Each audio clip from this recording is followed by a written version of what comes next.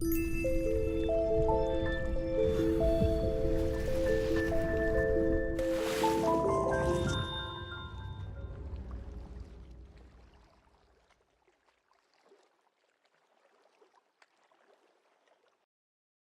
inspired you to create your latest film, The Flying Dutchman? I think it actually wasn't really intended to be what it is right now. The product that I have is something that is very much kind of off track from what I started with.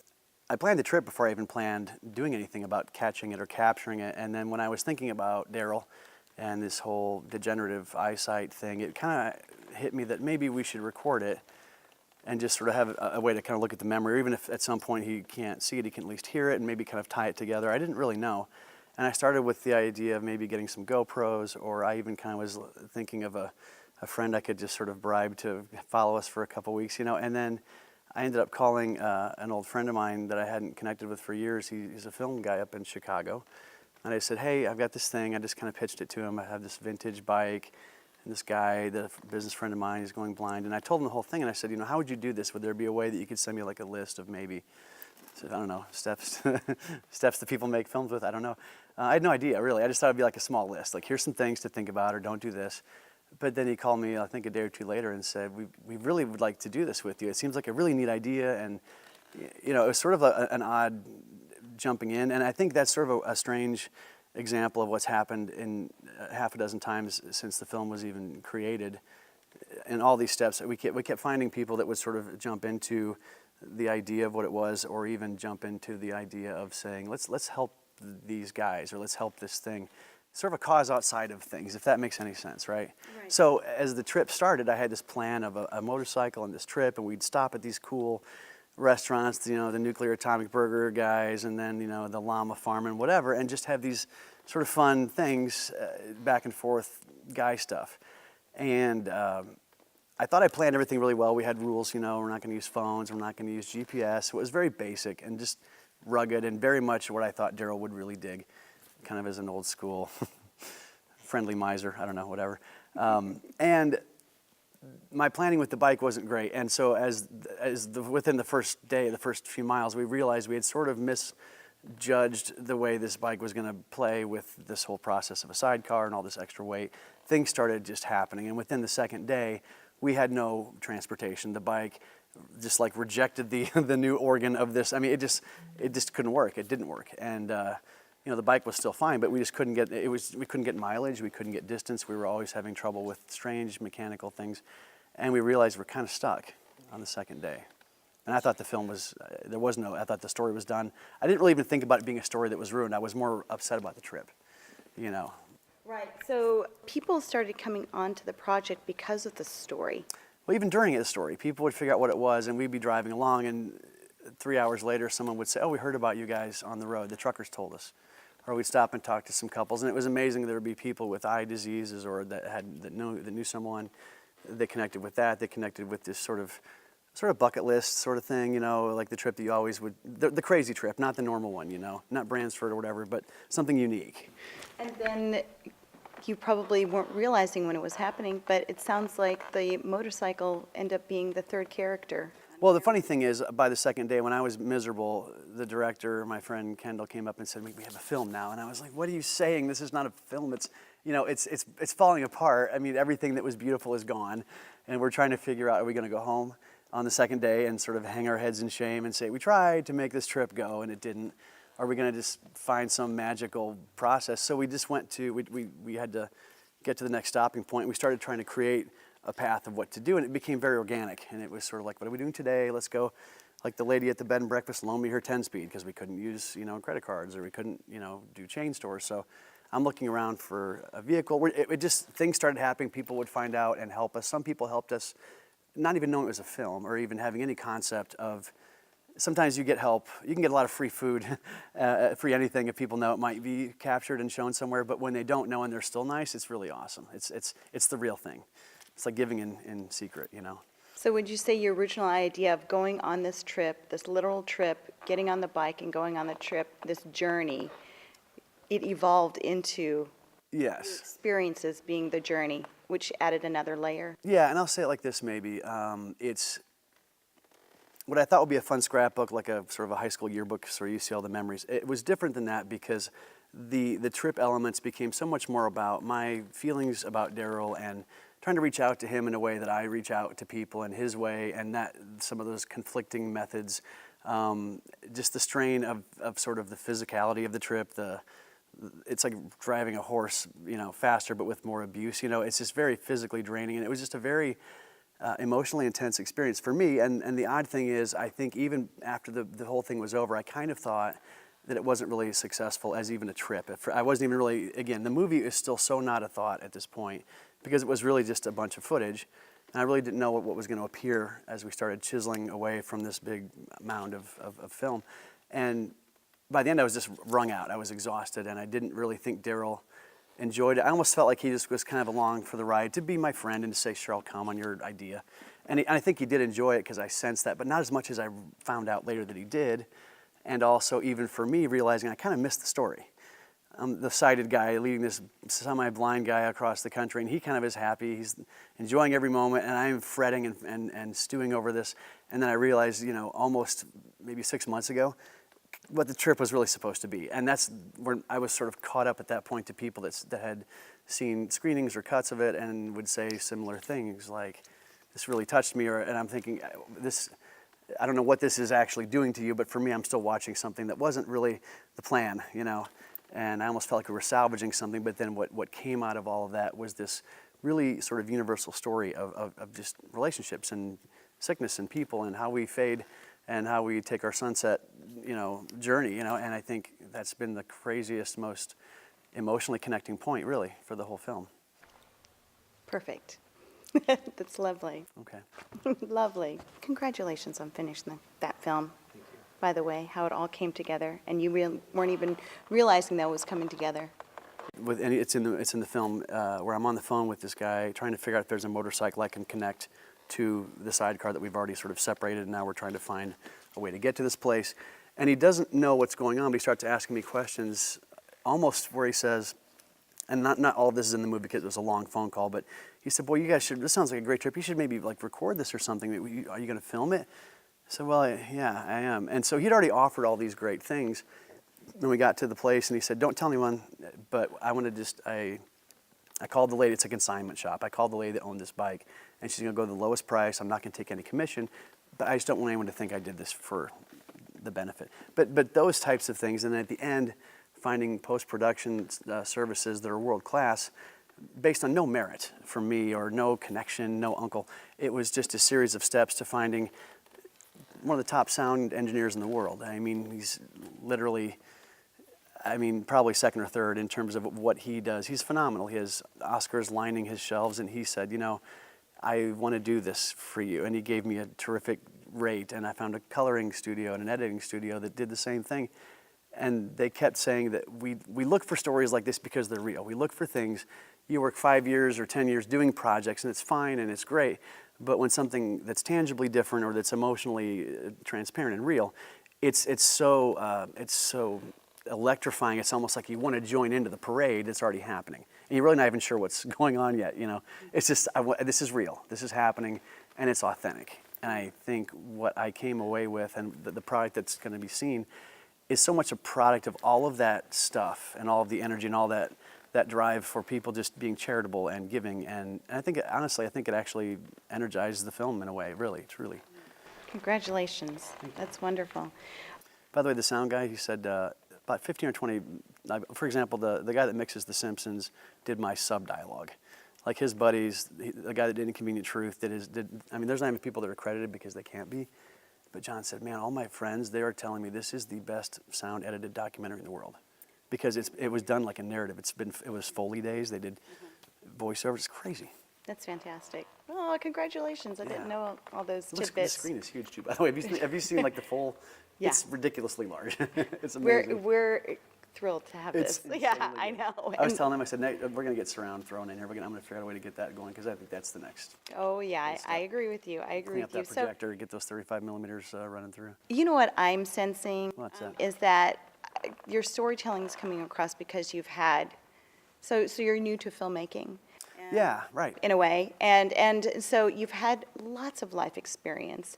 You came up with this idea of putting yourself out there, and so something authentic is going to come from that. Yeah. So with all of the life experience you've had, being successful and not successful, or, trying things until it happens, can you talk about how those types of experiences in life in general Sure. can help someone envision themselves being a storyteller? Well, I think it's funny because we all tell stories in various ways, and whether it's with our Facebook feed or whether we do little, kids that tell stories. I mean, we talk about the things we do. We are always sort of relating, and I think the ability to relate and to really connect on things that are meaningful. And again, it doesn't need to be funny or sad or anything particularly. It just means, what are you trying to do, and is it actually making a connection?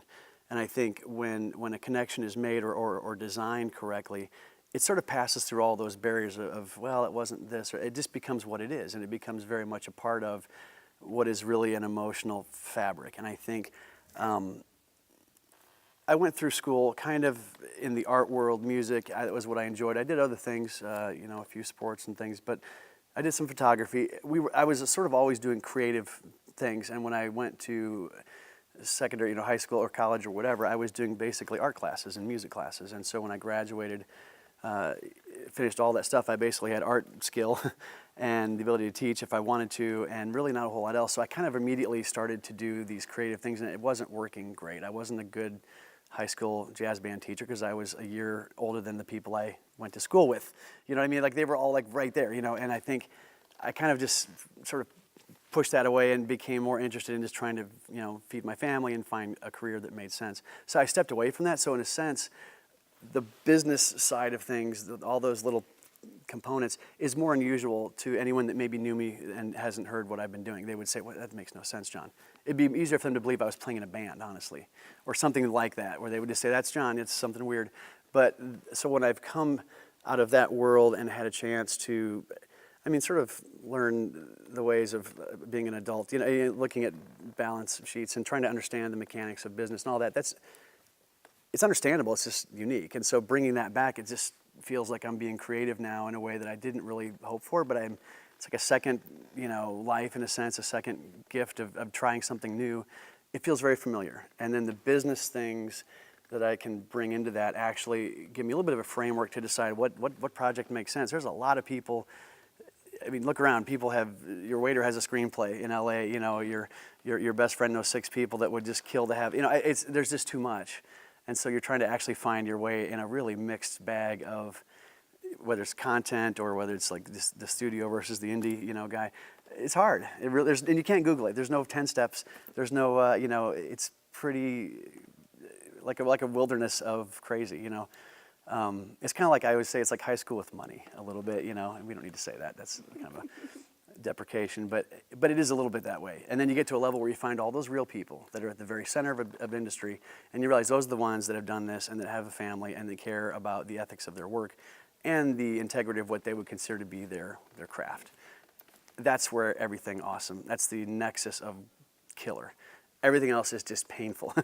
You might get lucky in one of those weird films that you did with your buddy in a minivan, but it doesn't, it's lucky, and it's also hard to replicate, and it's damaged a lot of the artists when they're asking their family and friends for money and it goes horrible, and then everyone kind of gets soured to the idea of, there was a great article that came out today, I think the Goshen News wrote this, and it addressed artisanship and the idea of sort of cultivating a culture, right? So I think when you're trying to cultivate a culture where artists have to kind of play an experiment, unless you reward that, they will stop doing it. Or, if there's no place for them to play in that arena with some degree of safety or support, they'll either stop doing it, go somewhere else where it's rewarded, or it'll just become like we used to do that. And pools get filled and theaters get torn down. It's the way things go. But that's not the way it has to be. Paying for music or paying for art is really not anything different than paying for a sandwich.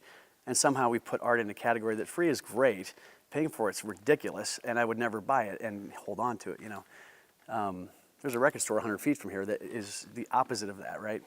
But that's where people are coming back to, right? And I think in this situation here, Goshen has this terrific new first run at something that's been around, but yet it's such a huge, it's been a buzz for weeks around here, and I think that's even more than the normal buzz of Goshen, which is always you hear these things or something comes out that rates the city in a good way or whatever. It's really exciting. It's a really interesting time. We're going to look back on this time and say that was kind of the beginning of that whole artist movement. You remember when things kind of turned into this where we attracted people instead of either keeping them or you know what I mean? We didn't have to do things that were unnatural. They kind of were pulled to this place, right? That's what I think when I talk to my filmmaking buddies, Jordan and these other guys that I'm meeting, that's the exciting part about here, really. It's a big deal. What advice, even though you're a new filmmaker yourself, what advice do you have for someone else who wants to tell stories? That's the advice I would give someone is I would be very careful about the advice I would give them, because I think I got here somehow, and I know that it wasn't the result of someone telling me not to do certain things, or in other situations, someone told me something and it helped immensely. I think it's sort of the timing of it is very specific. So I would tell a young filmmaker, hey, it took me 20 years, you're there. There's a way to find a life there, and I know people do. I think because of the nature of what it is, there are so many compromises that become so much a part of a decision of, if you want to do the 15th horror movie of the series, that's fine, and I'm not dissing it, but it is a thing, and I think whether that's that kind of a thing or whether it's the type of film you're making, the content, questionable things, you're always giving up the perfect for maybe the job, right, and for getting the paycheck. I think that's harder in the world of artistry because it's so much more, I made this. Like if this film is inappropriate or something, it will be on me. They won't look at the film and say, "Where's this film? Let's burn this film." It's the bearer of that product, and I think delivered correctly, it's amazing. And I think that for the young person or even the person that's getting into it, we would swap more trench stories than I would say, "Here's the three things." I think the big takeaway is the integrity of your word. There's a lot of handshakes and a lot of I'll make sure I call you. Well, my people, and I'm not even at a level I can't even drop names. It's just more of trying to meet those people, and I think that's a part of that. Being true to your word, and even just trying to really be to do well, to have ethics where people. If I never make another film, I would want the people that worked with my crew and me and all my friends that did this to say that movie reflected something that was meaningful, and that's great. I didn't leave a sour taste and hurt people in that process, and I think that's really maybe the biggest takeaway, because it's going to take them a while, and maybe they'll get lucky, but the process is part of. I came into it with a life experience that was not film, but I had things. Things happen to people when you're my age. People die, people are born. Life changes a lot, and I think it's like I can sing the blues because I had some, but the young people can still get them too. It's just a different way, and I think we need both. When I heard that Riverbend was coming to Goshen, I can't recall the exact point in my little career path here that's happened over the last year. I remember thinking, that's going to be interesting. What a great fit for that place. I brag about Goshen a fair bit when I travel, our great little businesses and the way we kind of formed this self-supportive downtown that is really correct. I mean, people buy and sell and live in the same place. That's kind of a cool model. So when I heard this neat creative thing was coming, it was sort of like, yes, it's like maybe the last jewel in the crown or some kind of a thing that would sort of solidify what I think is the next era of culture. I think we've always enjoyed coming here because we're here, or if you want to eat here, it's close, or whatever, and we've appreciated that, but I think we're really going out to the point where in the film festivals that come, there'll be people walking around with maps trying to find the places that they are looking for. And I've been to festivals like that where I thought, this town is not big. In fact, it's really nothing without the festival. Like Park City, Utah is a great town, but it's nothing to really shout about, But it's where Sundance started, and that's an amazing thing. Whatever this destiny of the Riverbend Film Festival is, I know that it's already started with a really high bar of quality film selections, which is terrific. Reputable process and planning and all that, where the people that are coming say, I actually really enjoyed the experience. The town was great. You're setting all these things up, and I'm excited because Riverbend Film Festival is really in its first year in a sense, and it's sort of an evolution. So we took this great thing and we're going to turn it into something that fits into this community in a way that's sort of will feel almost engineered and planned, right? Happy 15th anniversary to the Riverbend Film Festival.